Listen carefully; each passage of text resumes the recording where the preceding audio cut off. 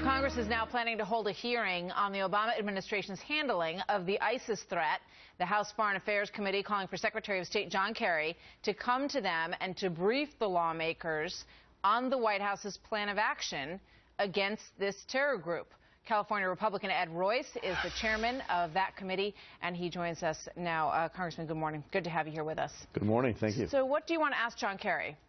Well, what we want to see is a strategic plan to defeat ISIS laid out. You know, remember, members of Congress have been arguing now for months that ISIS should not be given sanctuary, that in fact we should hit those targets from the air, and more importantly, that we should be delivering the weaponry needed by the Kurds.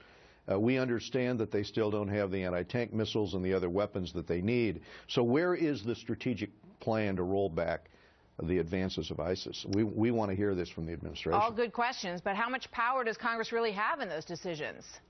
Well, I think we have considerable ability to influence this, but I think it also drives the argument. When the American public realized that it's been years now that ISIS has been building this support, and at the same time when you hear the president say that we're going to lead from behind or that this is the JV team, it's important to lay out the fact before the American public that this is a terrorist organization that's militarily stronger and has more resources at its disposal than al-Qaeda.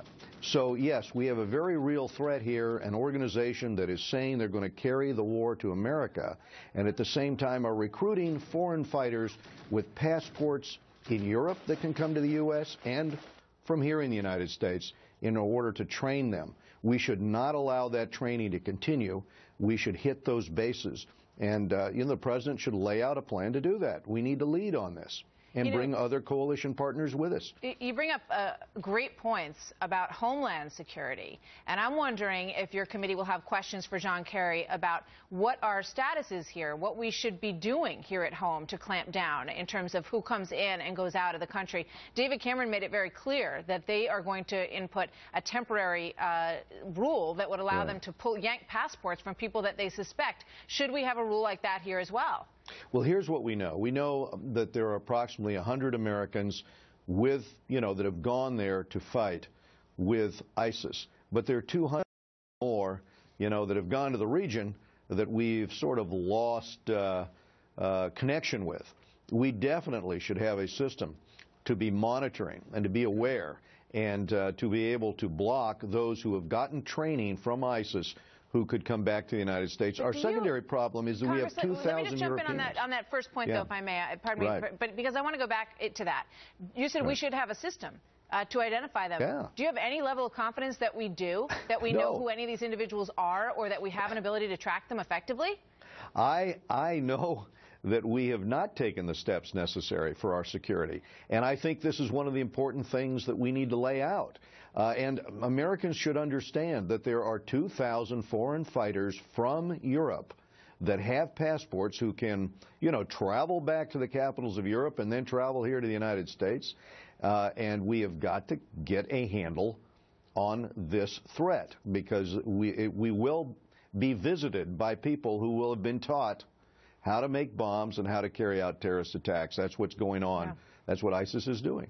We have all these terror watch lists, and I would be very curious to know what John Kerry would say about those. Are these individuals on our watch list? Are they on our no-fly lists? And what's being done? Is there a special task force? We've heard nothing, really, about a ramped-up effort in light of this new threat. And the first rule of counterterrorism is do not give them sanctuary, do not allow them a safe haven to train, to prepare attacks. That's exactly what was allowed with respect to the terrorist training camps over the Iraqi border in Syria, which we did not hit and take out. And I think it's the responsibility of the President of the United States to have hit those assets down there and taken out those trainers and taken out the munitions and taken out the with air power. The fact that we have let this go, and especially over the last 7-8 months, as we've watched these columns of ISIS fighters travel city by city and have not hit them by the air, this is irresponsible.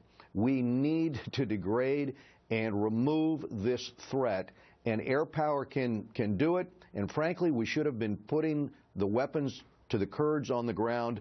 We don't want U.S. troops on the ground, but that's the infantry, the Kurdish infantry, the Free Syrian Army, and other forces that could have been armed in order to take on ISIS. This needs to happen now, and we need to hear a plan to do it.